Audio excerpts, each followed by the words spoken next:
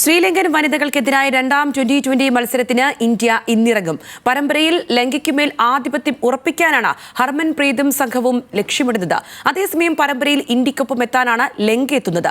രാത്രി 7-ന് വിശാഖപട്ടണത്താണ് മത്സരം.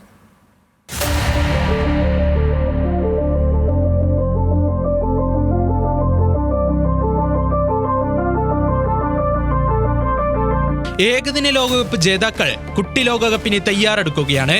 ആദ്യ കടമ്പ ശ്രീലങ്കൻ പരമ്പര. ലോകകപ്പിന് ശേഷമുള്ള ആദ്യ മത്സരത്തിൽ തങ്ങളുടെ വീര്യം കുറഞ്ഞിട്ടില്ലെന്ന് ഹർമൻപ്രീതും സംഘവും തെളിയിച്ചു. ശേഷിക്കുന്ന മത്സരങ്ങളെല്ലാം വിജയിച്ച് പരമ്പര തൂത്തുവാരാനാണ് ഇന്ത്യൻ പെൺപടയുടെ ലക്ഷ്യം.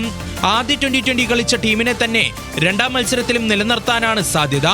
മിന്നും ഫോമിലുള്ള ജമീമ റോഡ്രിഗസ് ആണ് ഇന്ത്യയുടെ തുറുപ്പ് ചീട്ട്.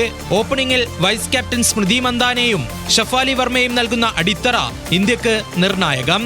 പിന്നാലെ വരുന്നവരും കൂറ്റനടികൾ തുടർന്നാൽ ഇന്ത്യക്ക് അനായാസം വമ്പൻ സ്കോറുകൾ പടുത്തുയർത്താം. ബൌളിംഗിൽ അരുന്ധതി റെഡ്ഡി, ക്രാന്തി ഗൌഡ്, ശ്രീചരണി, ദീപ്തി ശർമ്മ എന്നിവർ മികച്ച ഫോമിൽ.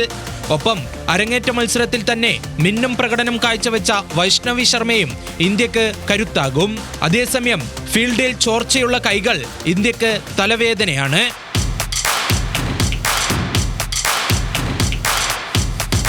പരമ്പരയിൽ ഇന്ത്യക്കൊപ്പമെത്താൻ രണ്ടും കൽപ്പിച്ചാണ് ശ്രീലങ്കൻ വനിതകൾ ഇറങ്ങുക. റൺസ് കണ്ടെത്താൻ സാധിക്കാത്തതാണ് ചമാരി അത്തപത്തുവിനും സംഘത്തിനുമുള്ള വെല്ലുവിളി. ആദ്യ മത്സരത്തിൽ തോറ്റെങ്കിലും രണ്ടാം ട്വന്റിയിൽ ടീമിൽ മാറ്റമില്ലാതെയായിരിക്കും ലങ്ക ഇറങ്ങുക. പരമ്പരയിലൂടെ അടുത്ത വർഷം ജൂണിൽ നടക്കുന്ന ട്വന്റി ലോകകപ്പിന് മികച്ച ടീമിനെ കണ്ടെത്തുകയെന്ന ലക്ഷ്യമാണ് ഇന്ത്യക്കും ശ്രീലങ്കയ്ക്കും മുന്നിലുള്ളത്. Sports desk, news Malayalam.